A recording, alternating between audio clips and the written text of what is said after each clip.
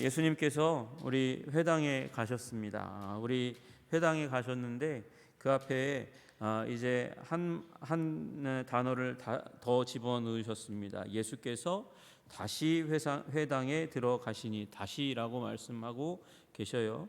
그래서 어떤 사람들은 다시라고 얘기하는 부분을 가지고 아마 예수님께서 그 회당에 들어가셨나 보다, 그렇게 이야기하는 사람이 있습니다. 그 회당이 어디냐? 우리 마가복음 1장에 이제 예수님께서 회당에 들어가십니다. 21절에 보니까 가버나움에 들어가니라, 예수께서 곧 안식일에 회당에 들어가 가르치심에, 그렇게 말씀하고 계세요. 그래서 여기 예수님께서 가버나움을 근거지로 해서 갈릴리에서 사역하셨는데 그 회당에 들어가신 것이다, 이렇게 얘기하는 분들도 있고, 또 어떤 분들은 다시 회당에 들어간 게 예수님께서 여러 회당을 다녔으니까 예수님은 습관적으로 계속해서 안식일이면 회당을 들리셨습니다. 그래서 다시금 회당을 찾아서 들어가셨습니다, 그렇게 이야기합니다. 둘 중에 어떤 것이든 상관이 없습니다. 갔는데 그곳에 세 개의 시선이 부딪히고 있습니다. 여러 시선이 있었지만, 순진무구한 이 시선도 있었지만, 그 가운데 은혜의 시선이 있고, 그리고 믿음의 시선이 있고, 또 하나는 여기 질투와 증오의 시선이 있다는 사실을 우리는 발견하게 됩니다. 한 사람은 이제 손 마른 사람입니다. 그는 기대와 믿음의 눈길을 예수님을 향해서 이제 보내고 있습니다. 또한 부류는 여기 나와 있는 바리새인들입니다. 바리새인들은 예수님을 향해서 의혹과 불신과 그리고 미움과 질투와 증오의 시선으로 발전되는 그 시선을 가지고 있다는 사실을 발견하게 됩니다.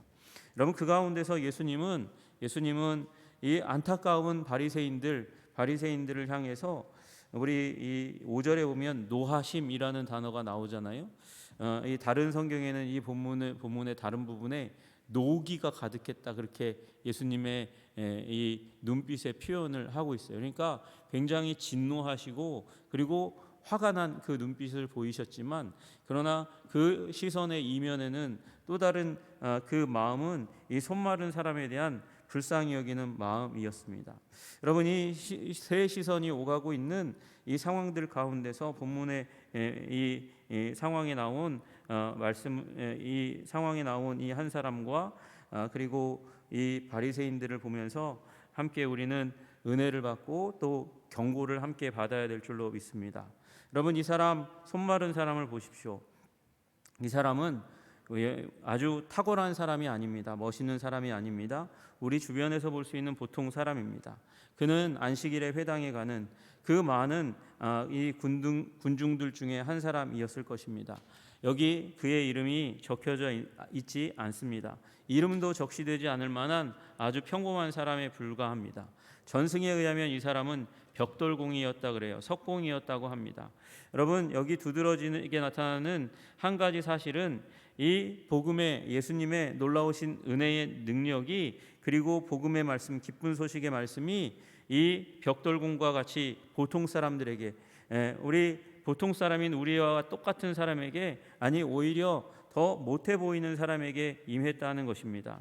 당시 세상을 떠들썩하게 했던 나사로나 바디메오 같은 예수님과 아주 친근하거나 아니면 아주 기적적인 사건으로 꼽히지 않는 사건처럼 여겨졌더라도 이것은 분명히 기적이었고, 그에게 들려진 말은 분명히 복음이었습니다. 여러분, 우리가 그에 대해서 기억할 수 있는 단 한 가지 단어가 있다면 한쪽 손 마른 사람입니다. 여러분, 이 한쪽 손 마른 사람으로 인해서 복음이 힘있게 이 회당을 중심으로 해서 여러 사람들에게 전파되고, 예수님에 대한 소문이 이 동일한 부류에 있는 사람들에게 공감을 얻고 퍼져나갔을 것이 너무나 분명합니다. 이 이름 없는 사람에게 하늘의 능력이 미쳤던 점을 우리가 기억해 보면, 복음은 그런 것이구나, 모든 사람에게 임할 수 있는 것이구나 라고 이해할 수 있는 것이죠. 교양이 있고 멋있고 돈이 있고 자격을 갖춘 사람만 이런 능력을 받을 자격이 있다고 한다면, 우리는 하나님도 예수님도 차별의 하나님, 차별의 예수님이라고 얘기할 수 있을 거예요. 그러나 예수님은 지금 여기에서 이 사람에게서 고칠 수 있는 그 어떠한 이유도 사실은 되게 많이 감추시고, 그가 평범한 사람인데, 이름도 없는 사람인데, 그러나 내가 그에게 사랑의 시선을, 은혜의 시선을 비추었고 보내었고, 그가 나를 보았고, 그리고 그로 말미암아 치유받았다라고 말씀하고 계시는 것입니다. 여러분, 그래서 우리에게 소망이 있는 줄로 믿으시기를 주님의 이름으로 축복합니다. 우리도 하나님의 은혜의 대상이, 하나님의 이 사역의 대상이 될 수 있다는 사실을 이미 알고 있는 사람들이 여기에 있는 줄로 믿고, 또 그것을 또한 바라는 분들이 오늘도 그 은혜를 받아 누릴 수 있는 줄로 믿으시기를 주님의 이름으로 축복합니다. 여러분, 이 사람은 힘겨운 삶을 살았을 거예요. 상처받은 심령으로 그렇게 마음이 지쳐 있을 것이 너무나 그냥 보지 않아도, 묘사하지 않아도, 글에 쓰여 있지 않아도 다 알 수 있지 않습니까? 마태, 마가는요, 이 사람을 그냥 한쪽 손 마른 사람으로 기록합니다. 그런데 이 사람을 아마 보지 못했을 가능성이 많은 누가는 데이터를 아주 많이 조사를 해서 이 사람의 손이, 오른손이 말랐는지 왼손이 말랐는지 이거에 대해서 굉장히 관심이 많았던 것 같아요. 왜요? 누가는 의사였기 때문에. 누가는 의사였기 때문에. 여러분, 누가는요, 누가복음 5장에서 한 문둥병자라고 다른 복음서에서 쓰여 있는 사람을 온몸에 문둥병 들린 사람이라고 그렇게 표현했습니다. 온몸에. 봤어요? 벗겨봤나 봐요? 누가는 그렇게 관심이 많았어요. 의사니까, 자기가 의사니까 의학적인 지식을 가지고 그런 병자가 있다면 그 병자의 케이스를 굉장히 세심하게 리서치한 사람이었던 것 같습니다. 베드로의 장모가 열병에 걸렸어요. 열병에 걸렸다고 하면 여러분과 저는 그냥 열이 많이 났나 보다, 그래서 거기서부터 나았나 보다, 그렇게 이해할 수 있지만, 여러분, 여기 누가는요 4장 38절에 베드로 장모의 열병을 그냥 열병이라고 얘기하지 않고 중한 열병이라고 그렇게 썼습니다. 여러분, 중한 열병이라는 말은 뭐예요? 걸리면 죽을 수도 있다는 걸 의미하는 거예요. 죽을 수도 있다. 여러분, 우리가 겪고 있는 열병은 기껏해야 몸살, 감기 정도죠. 여러분, 모기에 물려서 장티푸스로 1년에 우리나라에서 돌아가시는 분이 몇이나 되겠습니까? 그런 일이 잘 일어나지 않고, 요새 와가지고 갑자기 저 열대 지역에서 활동하는 모기가 우리나라까지 올라온다, 그런 얘기를 가끔씩 듣지만 그래도 피해는 심각하지 않잖아요. 여러분, 댕기라는 모기가 전염시키는 병이 있습니다. 댕기가 물면요, 처음에는 잘 견딜 수 있대요. 낫는 일이 많이 있대요. 그런데 댕기 모기가 물면 두 번째, 세 번째 점점 더 위험해진답니다. 그게 필리핀 이런 열대 지방에 모기들이 옮기는 질병이에요. 여러분, 이 댕기에 세 번째, 네 번째 걸리면 무슨 일이 일어나냐면, 여러분, 이 열이 펄펄 끓고 잘 내리지 않고, 여러분, 그야말로 피 눈물을 흘리며 생명이 꺼져가는 일이 일어나는 거예요. 여러분, 그게 중한 열병입니다. 중한 열병. 그럼 베드로의 장모도 중한 열병에 붙들려 있었어요. 이 누가는요, 이 손 마른 사람이 어느 손이냐 굉장히 관심이 많았어요. 오른손입니다. 오른손 잡이일 가능성이 많은 거죠. 대부분 우리나라도 그렇고 전 세계적으로 오른손이 훨씬 더 많습니다. 그런데 이 사람은 무슨 직업이라고요? 석공입니다. 직업이 석공이에요. 여러분, 그 당시에 벽돌을 만들 수 있는 기술도 물론 있었지만 대부분은 석공입니다. 석공은 어떻게 해야 되죠? 두 손을 다 써야 됩니다. 다 써야 돼요. 한쪽은 정을 잡고, 한쪽은 끈을 잡고, 그리고 한쪽은 망치를 잡고 힘을 쓰든지 아니면 정교한 작업을 해야 되는 사람이니까, 여러분, 그러니까 두 손을 다 써야 되고, 그리고 그 가운데서 특별히 힘을 주어서 내려치는 오른손이 말라간다고 하면 그는 이제 직업에서부터 도태되는 사람이라는 것을 의미하는 것이죠. 이 잔인한 질병은 점점 몸을 잠식해 옵니다. 손이 점점 힘이 빠지고 움직여지지 않는 거예요. 힘이 빠지고 움직여지지 않고 굳고, 그리고 결국은 오그라드는 일이 일어납니다. 태화되어 가듯이 그렇게 움직이지 못하는 일이 일어납니다. 온몸은 멀쩡한데 오른손만 그런 거예요. 그러니까 자기가 평생 동안 배워왔던 그 직업을 통해서 밥 벌어 먹을 수 있는 이 기술이 점점 그의 몸에서 스스로 저절로 사라져가는 일들이 일어나는 것입니다. 도움이 되리라고 생각했던 모든 것을 다 행했습니다. 그러나 효험이 없습니다. 먹으면 좋을 것이라고 얘기했던 것을 다 먹어봤지만 되지 않습니다. 손이 점점 말라갑니다. 굳은 나무처럼 그렇게 말라갑니다. 근육도 없어집니다. 몸을 사용하지 않으면 이 몸이 점점 굳어가는 것을 우리는 다 알지 않습니까? 한번 TV에서 그런 식사하다가 TV를 잠깐 틀었는데 그런 경우가 나왔어요. 옛날 직장 동료를 누군가가 병든 사람이 찾은 건지 아니면 그쪽 분들이 찾은 건지 어쩌다가 이렇게 찾아졌는데 내용이 뭐냐면 금, 은, 세공을 하는 사람, 반지를 깎고 이렇게 일을 하는 분이 직장에 갑자기 안 나오기 시작하는 거예요. 너무 성실하고 좋은 사람이었는데 안 나왔다는 거예요. 그래서 그 사람이 어디 있는지 다 사람들이 궁금해합니다. 근데 그 사람도 그런 상황 가운데 죽지는 않았어요. 근데 사람들 앞에 나서기를 너무 싫어하는 거예요. 왜 그랬냐? 몸살을 앓았어요. 굉장히 심한 열이 온몸을 뒤감듯이 그렇게 앓고 딱 났더니 그 다음에 일어난 일이 무엇이냐면 관절이 굳어버린 거예요. 관절이 굳어서 펴지지가 않는 거예요.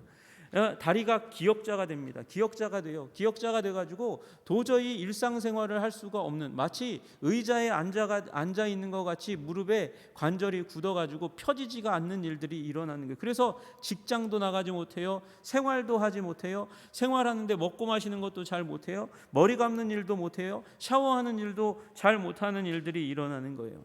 여러분, 이 사람에게는 그와 같은 일이 일어난 거예요. 한쪽 손이라고 얘기하지만 석공은 두 손을 다 써야 되는데 그 한 손 힘을 써야 되는 오른손이 말라가니까 이제 생계는 끝났습니다. 음악가가 두 귀가 먼 것 같고, 그리고 미술가라면 가장 중요한 것이 무엇입니까? 색이 어떤 색인지 알고 형체를 그리고 그것에다가 이 색을 입히는 것이 이 미술가의 역할일 건데, 그 미술가가 눈이 멀어서 색깔을 알아보지 못하는 것처럼 지금 이 석공의 오른손이 말랐으니까, 그러니까 어떻게 되겠습니까? 보험금도 없고 기초수급자를 위한 사회적인 시스템도 마련되지 않은 그 상황 가운데서 그는 실직했고, 그리고 그의 자녀들은, 아내는 굶고 상심해서 한숨을 쉴 수밖에 없는 일이 일어나게 되었을 거예요. 어느 모로 보나 그의 인생은 이제 가치가 없어져 보였습니다. 여러분 다 그렇잖아요. 우리 인생은 어떻게 값을 매깁니까? 그 사람이 버는 인컴에 의해서, 수입에 의해서 그 사람의 가치가 매겨집니다. 그래서 결혼 시장 가운데 직업이 중요하고 연봉이 중요하지 않아요? 여러분, 그런 가운데 자신의 인생의 가치가 없어진다고 생각하니까 삶의 의미도 없어집니다. 하나님께서 나에게 저주를 내린 것 같고, 나는 마치 사단의 놀이개가 된 것 같은 그런 상황이 일어나게 된 거예요. 날이 가고 달이 가고 해가 지나면서 점점 손은 더 말라가고 움직일 수 없고 비참한 인생의 나락으로 떨어지는 것 같은 아픔이 그에게 임합니다. 여러분, 그가 과연 구원받을 수 있겠습니까? 여러분, 그런데 은혜로운 사실은, 아름다운 사실은 그 북적였을 사람들 많은 회당에서 우리 주님께서 그에게 시선을 두셨다는 거예요. 사랑과 은혜의 시선을 그에게 두셨다는 것입니다. 그리고 그 시선을, 예수님의 시선을 따라서 그 시선이 꽂혀 있는 그 한 사람을 향해서, 예수님을 향해서, 그 사람을 향해서 오고 가는 시선 속에 바리새인들은 혐오와 증오와 의심과 질투와 미움의 시선을 함께 보내고 있었다는 것이죠. 예수님께서는 그 상황 가운데서 손 마른 사람들에게 말씀하십니다. 한가운데에 일어서라, 가운데로 와, 여기 서라고 얘기하시는 거예요. 그리고 지금 사랑의 시선을 예수님께서는 그에게 내리꽂히고 있는 그 가운데 수많은 이제 회당에 율법을 중요하게 생각하는 사람들, 소위 종교 경찰들이라고 하는 사람들이 이 상황을 쳐다보고 있습니다. 예수님이 과연 안식일에 저 사람을 고치는가 안 고치는가? 여러분, 예수님이 이 고치는, 이 회당에서 이 사람을 고친다는 것은 의료 행위를 하는 것과 같은 것이에요. 이 안식일에서 안식일에서 질병을 치유할 수 있는 유일한 일이 있다면 그것은 생명과 관련되어 있는 일이 있을 때만 질병을 의료 행위를 할 수 있는데 이 사람은 그렇지 않잖아요. 당장 죽어갈 수 있잖아요. 여러분, 이게 율법의 내용이 아니고, 율법이라면 예수님께서 그것을 지키셨을 거예요. 그러나 이건 율법이 아니고 장로들의 유전이에요. 그러니까 바리새인들이 중요하게 생각하는 이 율법을 해석하는 사람들의 이 해석서에 나와 있는 내용을 마치 신주단지 모시듯이, 율법을 모시듯이 그렇게 모시면서 이걸 지금 금하나 안 금하나 바라보는 것이죠. 여러분, 율법 조항 하나 지키고 안 지키고가 중요한 것이 아니죠. 여러분, 그거는 마치 기차가 선로 위를 계속해서 지키고 가고 있느냐 아닌가, 그것에 관심을 갖는 것과 같은 것이에요. 그런데 선로를 벗어나는가 안 벗어나는가, 그것에 관심을 가지다가 보니까 무슨 일이 일어났어요? 서울에 가야 될 기차가 평양으로 가버린 일이 일어난 거예요. 바리새인들이 그렇게 율법의 조항을 강조하고 붙들고 이건 하면 돼, 이건 하지 말아야 돼, 랍비들이 얘기한 그 율법의 해석서를 가지고 붙들고 막 하다 보니까 율법이 가지고 있는 본질적인 의미, 진리와 사랑을 잊어버리고 하나님을 향한 경외심과 이웃을 향한 사랑을 잊어버린 채 지금 하는 거야 마는 거야? 저주받을 일이야 아니야? 이 사람들이 왜 그렇게 생각합니까? 과거에 이스라엘이 멸망하게 된 이유가 뭐냐? 이스라엘이 하나님의 율법을 경히 여겨서 어기고 우상 숭배하고 문제가 많았어. 그래서 이제 하나님께서 이 나라 민족을 벌하셨고 나라를 흩으셨고 그 가운데 탄생한 게 회당이잖아. 회당이 이스라엘 민족의 심장과 같은 것이야. 이 민족을 회복시키고 이 자리에 다시금 자리 잡게 하고 여기까지 오게 되는데 생명 같은 존재가 바로 회당이란 말이지. 그 회당이 중요하게 생각하는 것, 랍비들이 중요하게 생각하는 것, 율법을 지키려고 하는 열정과 의지, 그것 때문에 여기까지 왔으니까 이제 다시금 멸망하지 않도록 우리는 종교 경찰의 역할을 해야 돼. 율법에 훼손되는 일이 있다면 그것이 아무리 작은 것이라 할지라도 어기는 사람 잡아내야지. 잡아내고 족쳐야지. 다시는 그래서 이 나라 민족이 하나님의 멸망 가운데 들어가지 못하도록 막아내야지. 여러분, 그것이 그 율법에 대한 열심이 결국 하나님을 경외하는 뜨거운 열정도 식어버리게 만들고 그리고 이웃을 사랑하는 사랑도 식어버리게 만드는 일이 일어나는 것이죠. 여러분, 그런데 예수님께서 그것 가운데서 다시금 율법의 본질적인 정신을 말씀하시는 거예요. 안식일에 선을 행하는 것과 악을 행하는 것, 어떤 것이 더 중요하냐? 착한 일을 행하지 않는 것, 생명을 살리지 않는 것, 그것은 악이라고 말씀하시는 거예요. 생명을 구하는 것과 죽이는 것, 어느 것이 옳으냐? 생명을 구하는 것, 선을 행하는 것이 당연히 옳지. 그러면 여기 손 마른 사람의 손을 성하게 하는 것이 있다면 그것이 악한 것이냐 선한 것이냐, 이것이 좋은 일이냐 나쁜 일이냐, 생명을 구하는 것이냐 죽이는 것이냐, 예수님께서 물어보시는 것이죠. 여러분, 그래서 이것을 분별하기조차 못하는 바리새인들의 지적인 무능력 때문에, 지적인 착각 때문에, 지적인 착각이 어떻게 이루어졌습니까? 교만 때문에. 우리가 이스라엘을 생존하게 하고 살리고 여기까지 이끌어온 원동력이야. 우리가 회당의 리더십들이 그런 존재들이야. 교만하기 시작하면서부터 경계하지 못하고 자만하고 그리고 정죄하는 일이 일어나면서부터 궤도에서 이탈하는 일이 일어나는 것이에요. 잘못된 목적지로 가는 일들이 일어나게 된 것입니다. 여러분, 그래서 우리는 경계해야 합니다. 그래서 교만이 패망의 선봉이라고 얘기하는 거예요. 내가 알았다. 여러분, 이들처럼 율법을 잘하는 사람이 어디 있겠습니까? 바리새인처럼 이 시대에 예수님은 심지어 바리새인들이 하는 말은 들어라 그렇게까지 말씀하실 정도로 이들은 율법의 전문가였습니다. 여러분, 그러나 율법의 전문가가 가장 잘못된 길을 걸어가고 있다는 표본을 바리새인들을 통해서 예수님께서 보여주신 것이에요. 여러분, 우리는 언제 멸망의 길을 걸어가지 않을 수 있습니까? 사랑의 시선을 보낼 때, 은혜의 시선을 보낼 때, 용서의 시선을 보낼 때 우리는 실패하지 않을 수 있습니다. 우리는 멸망하지 않을 수 있습니다. 여러분, 그 길 걸어가시는 여러분 되시기를 주님의 이름으로 축복합니다. 그런데 예수님께서 그렇게 말씀하시고 나서 완악함을 탄식하시고 노하시고 노기를 바라신 다음에 둘러보시고 나서 그 사람에게 말씀하세요. 네 손을 내밀어라. 네 손을 내밀어라. 네 손을 내밀어라. 그렇게 말씀하셨어요. 이거 예수님이 뭐 하나 빠뜨리신 거 아닐까요? 내가 믿느냐? 어디든지 예수님께서 기적과 이사를 베푸실 때 대부분의 이 사건에서는 예수님께서 그 자신, 그 질병을 앓고 있는 그분에게 직접 물어보시든지 아니면 그를 데리고 온 사람 친구들에게 친구들의 믿음을 보시거나 물어보신 후에 낫게 하는 일들이 많았어요. 그런데 예수님께서 이 사람에게 그 말을 묻지 않습니다. 내가 믿음이 있느냐? 네가 믿음이 있느냐? 믿으면 낫게 될 거야 라고 말씀하시는 그런 부분들이 전혀 나오지 않고 손을 내밀어라 그렇게 말씀하십니다. 여러분, 그러나 저는 이 사람이 믿음이 있다고 분명히 믿습니다.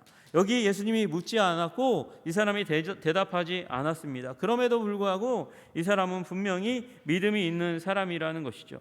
왜 믿음이 있다고 얘기할 수 있을까요? 여러분, 그 사람은 지금 여기 회당에 나와 있다는 것입니다. 회당을 포기하지 않았다는 것입니다. 어쨌든 당시 서민의 신앙의 근간은 회당이었습니다. 회당에서 하나님의 뜻을 배웠습니다. 그리고 회당에 계속해서 나온다는 것은 여호와 하나님이 나를 저주했다. 그런데 그 저주가 미워 나는 하나님을 버리겠다라고 얘기하지 않았다는 것이죠. 그가 여기에 나오고 있다는 것 자체가 믿음에 대한 증거라는 것이에요. 힘들고 쓰라린 세월을 지내고 있었습니다.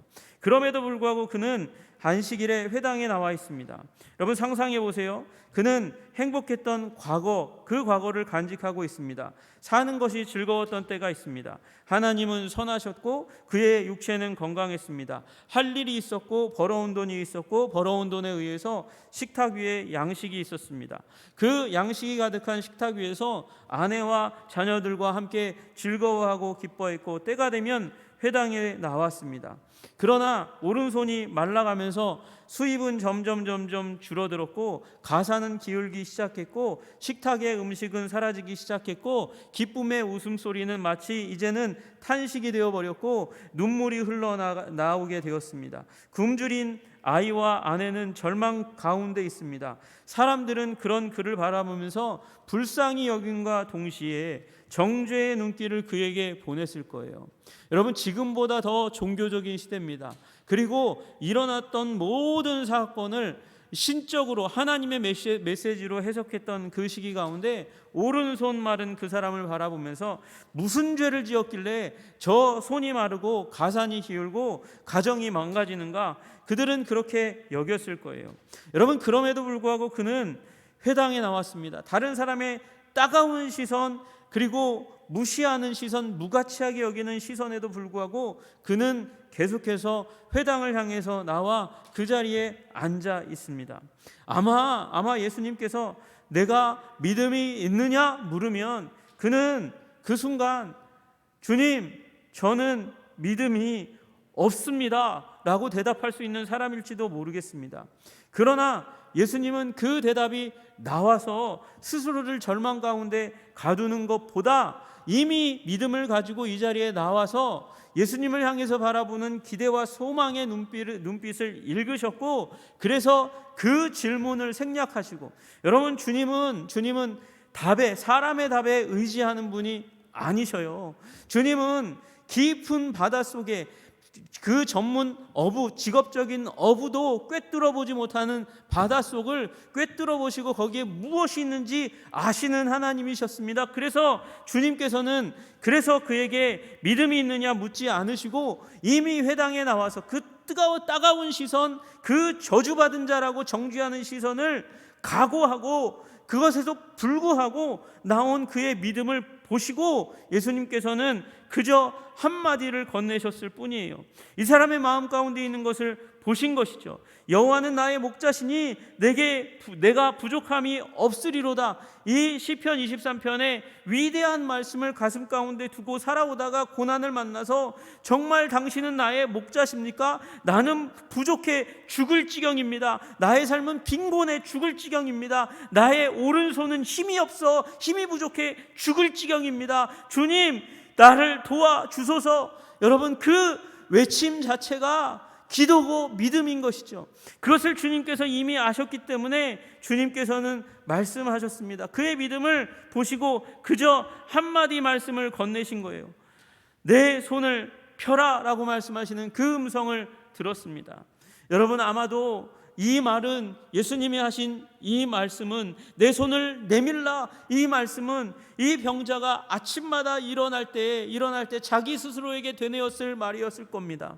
내 오그라드는 이 손이 펴졌으면 얼마나 좋을까, 힘을 얻었으면 얼마나 좋을까. 그렇게 펴려고 애쓰고 힘쓰고 노력해도 펴지지 않던 이 팔, 그리고 아내가 안타까워하며 남편의 손 말라가는 것을 안타까워하며 손을 좀 펴보세요 여보, 손을 좀 펴보세요 여보라고 얘기할 때마다, 그때마다 오그라들고 펴지지 않는 손을 들다가 부들부들 떨며 올리다가 그저 떨어뜨릴 수밖에 없는 그 절망 가운데 그 아내에게서 들었던 그 수많은 권면의 말이 당신의 손을 내밀어 보십시오 였을 거 아니겠습니까? 그런데 오늘 예수님께서 그렇게 말씀하셨습니다. 내 손을 내밀라. 여러분, 사람들의 말에 반응하는 것은 축복이 될 수 없습니다. 그러나 주님께서 주시는 말씀에 응답하는 것은, 여러분, 그것이 진정한 축복의 길인 줄로 믿으시기를 주님의 이름으로 축복합니다. 주님의 그 말을 듣고 나는 여러 번 해봤거든요. 아침에도 해봤고요, 오늘 아침에도 해봤고요. 아내가 시키는 그 권면하는 말, 부탁하는 말, 그 애절하게 간구하는 말을 들으며 제가 얼마나 많이 이 팔을 펴보려고 했는지 아십니까? 그렇게 변명하지 않고 그 팔을 펴보기 시작할 때에 펴진 줄로 믿으시기를 주님의 이름으로 축복합니다. 여러분, 세상의 말이 아니고 내 자아의 긍정적인 말이 아니고 사람들이 할 수 있다고 얘기하는 말이 아니에요. 주님께서 말씀하시는 그 말씀, 생명의 말씀, 명령의 말씀에 반응할 때 우리는 회복되는 줄로 믿으시기를 주님의 이름으로 축복합니다.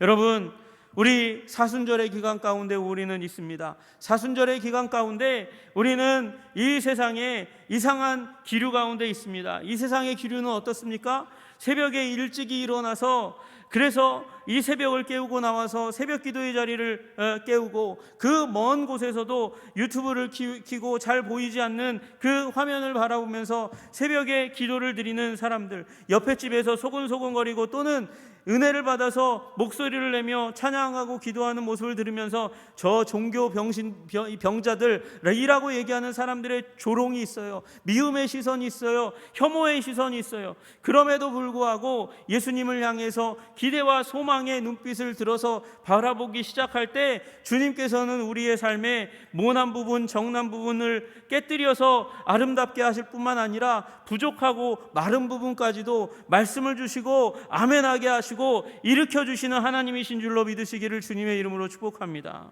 여러분, 우리는 이 사순절의 기간 가운데 우리 예수님을 더욱더 집중해서 보시기를 주님의 이름으로 권면합니다. 주님 바라볼 때 주님께서 우리를 회복시켜 주실 줄로 믿으시기를 주님의 이름으로 축복합니다. 보라, 이 사람이로다. 인류 가운데 하나님 아버지께서 우리의 인류에게 보이시기를 원하셨던 딱 한 사람은 공자도 아니고 맹자도 아니고 석가모니도 아닙니다. 논어를 보면 우리 인생의 해답이, 맹자를 보면 우리 인생의 해답이 열려지는 것이 아닙니다. 이 사람 예수 그리스도를 보시기를 주님의 이름으로 축복합니다. 예수 그리스도의 말씀이 적혀있는 성경을 보시기를 주님의 이름으로 축복합니다. 거기에 생명의 길이 있는 줄로 믿으시기를 주님의 이름으로 축복합니다. 우리 주님을 향하여 미력하고 힘없는 믿음의 시선, 소망의 시선을, 그 힘없는 그 사람들이 그렇게 저주하고 미워하고 무시하는, 무가치하게 여기는 그 시선의 밀림 속에서 감히 고개도 들 수 없는 그 떨림 가운데 주님을 향하여 시선을 들면 주님께서 사랑과 긍휼의 시선과 더불어서 손을 내밀라 명하시고 우리를 일으켜 주시는 기적을 경험할 줄로 믿으시기를 주님의 이름으로 축복합니다.